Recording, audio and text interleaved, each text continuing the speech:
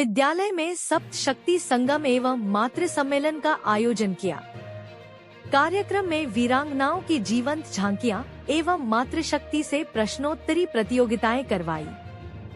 खबर जयपुर जिले के फुलेरा से है, जहां कस्बे की बालाजी बाईपास रोड पर शिवाजी नगर में संचालित माध्यमिक आदर्श विद्या मंदिर परिसर में बुधवार को दोपहर 1 बजे सप्त शक्ति संगम एवं मातृ सम्मेलन का आयोजन सुषमा कुलश्रेष्ठ की अध्यक्षता में किया गया। इस दौरान कार्यक्रम की मुख्य अतिथि संतोष कुमावत, विशिष्ट अतिथि के रूप में मुन्नी देवी त्रिपाठी, ममता शर्मा, सरजू देवी चौधरी, गुड्डी गोरामा रही। वहीं कार्यक्रम की मुख्य वक्ता के रूप में पूनम कुमावत रही। कार्यक्रम के प्रारंभ में आगंतुक अतिथियों ने मां शारदा और मां भारती के समक्ष दीप प्रज्वलन कर कार्यक्रम का शुभारंभ किया।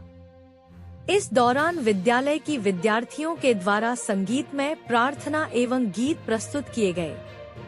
इसके बाद कार्यक्रम की मुख्य वक्ता पूनम कुमावत ने कुटुंब प्रबोधन एवं पर्यावरण संरक्षण पर विचार व्यक्त किए, जबकि समाज में महिलाओं की सहभागिता संतोष कुमावत ने मार्गदर्शन किया।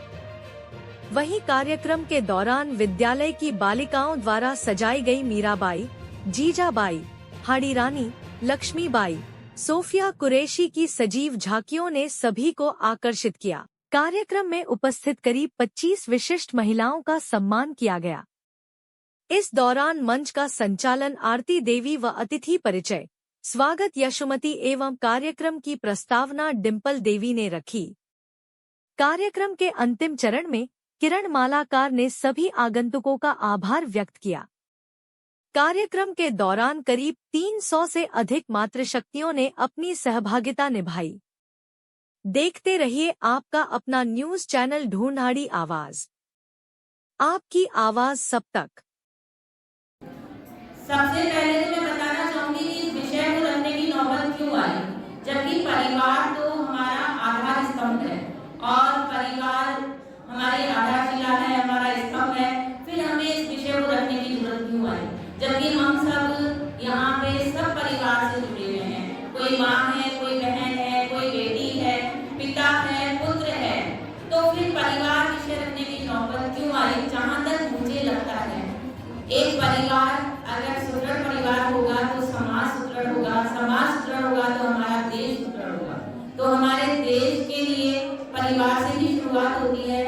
अभी का जो समय चल रहा है, मैं एक भाषण के रूप में नहीं देना चाहूंगी आपको, जो मेरे दिल की आवाज है, जो मुझे लगता है, महसूस होता है, वो सब कुछ मैं आपके साथ शेयर करना चाहती हूँ। कि अभी जो परिवार है विघटित हो रहे हैं, तो परिवार जब विघटित होता है तो हमारा समाज विघटित होता है, समाज जब विघटित होता है तो हमारा देश विघटित होता है। तो परिवार के विघटन का कारण हमें खोजना होगा।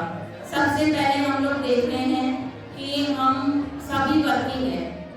पहले के जमाने में केवल पुरुष कार्य करते थे, महिलाएं केवल घर का काम करती थी। लेकिन जैसे जैसे समय परिवर्तन हुआ, आज पुरुष और महिलाएं साथ में काम कर रहे हैं। अगर वो काम कर रहे हैं तो परिवार को समय नहीं दे पा रहे हैं, जबकि काम करना बहुत अच्छी बात है, समाज प्रगति की ओर जा रहा है।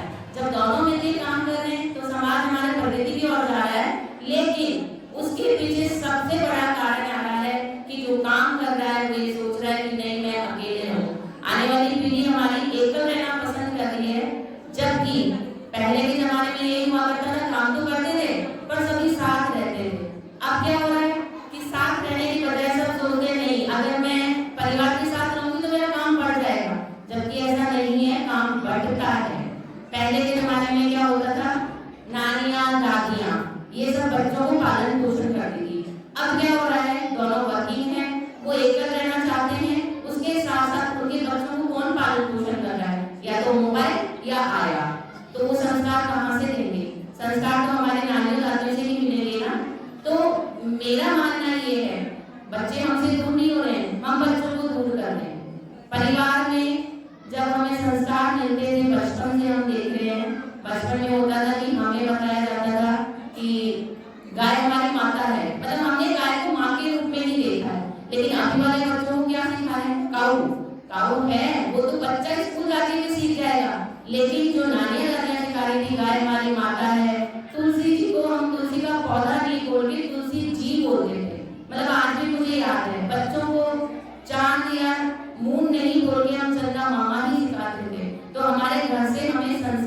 मिलते थे, संस्कार के साथ साथ परिवार के साथ साथ समाज आगे बढ़ता था।